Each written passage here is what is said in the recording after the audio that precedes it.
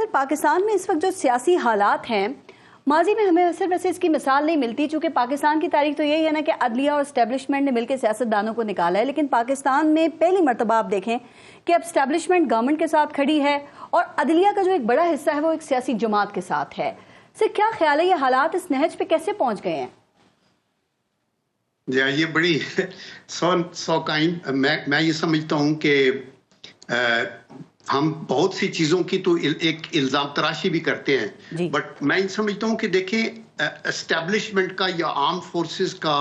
حکومت کے ساتھ کھڑا ہونا تو ضروری ہے، یہ تو آئین کی ریکوائرمنٹ ہے کہ وہ سبسروینٹ ادارہ ہے اور حکومت کی مین اسٹرینتھ یہ ہوتا ہے، یہ ہر حکومت میں یہ رہا ہے۔ لیکن عدلیہ کے اندر یہ جو ہے فالٹ لائنز ڈیولپ ہونا اور کچھ لوگوں کا پولیٹیسائز ہو جانا اور کچھ لوگوں کا ایک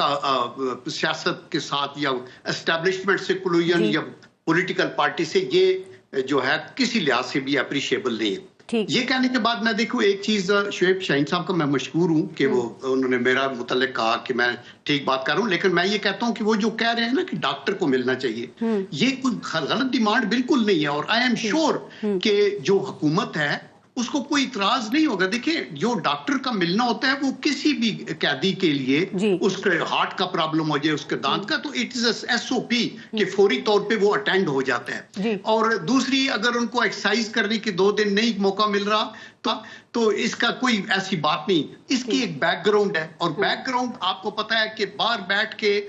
شہباز گل صاحب میوٹنی کی کال دیتے رہے، پھر 9 مئی کو کیا ہوگا، پھر آپ دیکھیں گنڈا پور صاحب نے کیا کچھ نہیں کہا، پھر کس طریقے کے ساتھ آپ عزیمت پھر لشکر لے کے آپ ٹھیک ہے، میں ذرا آگے کی طرف بات کرتی ہوں، لیکن سر یہ بات ٹھیک ہے کہ اگر اس وقت پی ٹی آئی کو خان صاحب کی صحت کے حوالے سے کچھ کنسرنز ہیں تو وہ دور ہونے چاہیے اور اس میں تو کوئی قباحت نہیں ہونی چاہیے، لیکن سر ابھی جو میں نے آپ سے سوال کیا تھا کہ ملک کے حالات اس نہج پہ اس وقت میں کیسے پہنچے ہیں، تو جنرل صاحب دیکھیں نا کہ اس کا ایک انجام تو یہ ہوا نا کہ اس وقت پھر ہماری جو پاک فوج ہے اس کے خلاف بڑی شدید ایک کیمپین چل پڑی ہے، اور سر وہ لوگ سوشل میڈیا پہ جو کہ اسٹیبلشمنٹ کو اگر کوئی غلط یا برا بھلا کہتا تھا تو وہ ان کو غدار یا ملک دشمن کہتے تھے، اب وہی لوگ اسٹیبلشمنٹ کی مخالفت میں آپ دیکھیں انہوں نے لمٹس کراس کر دی ہیں، تو سر آپ نہیں سمجھتے کہ دوسری سائڈ پہ بھی کچھ غلطیاں ہیں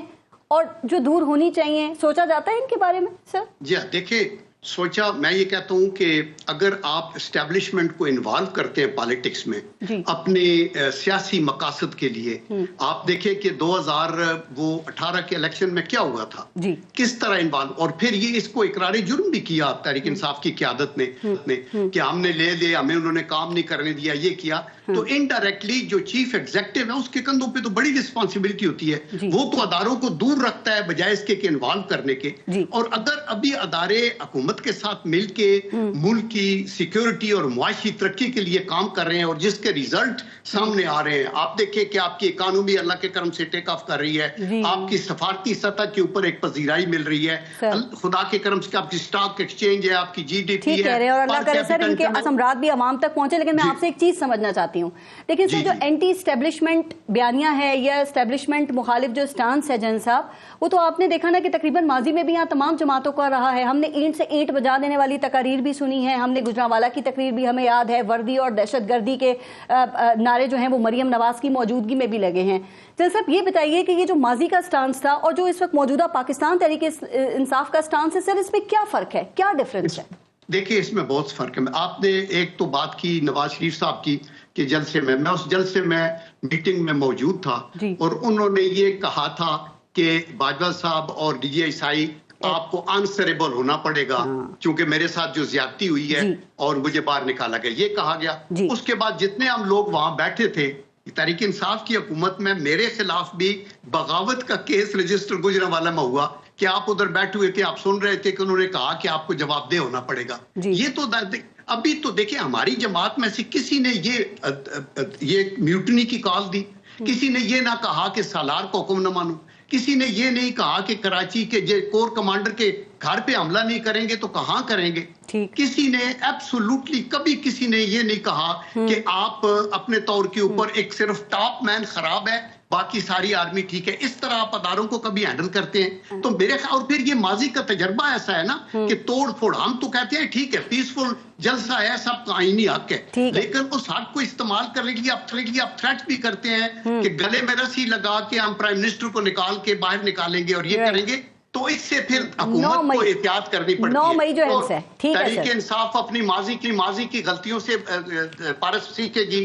دیکھیں انہوں نے بلنڈر کیا, یہ پارلیمنٹ سے باہر نکلے, انہوں نے بلنڈر کیا, پارلیمنٹ توڑی, انہوں نے بلنڈر کیا, پروونشل اسمبلیز کو ختم کیا, انہوں نے بلنڈر کیا جب چائنیز پریزیڈنٹ آیا. یہ ابھی بلنڈر کر رہے ہیں کہ ابھی یہ سیاسی لوگ اس طرح کی باتیں نہیں کرتے. آپ کو پبلک کی پذیرائی تب ملتی ہے کہ آپ وہ باتیں کریں جو پبلک. سر آپ ٹھیک کہہ رہے ہیں, جنہوں نے ان سے بلنڈرز کروائے تھے نا, بہت سے لوگ ان کے پارٹی کو چھوڑ کر بھی چلے گئے ہیں.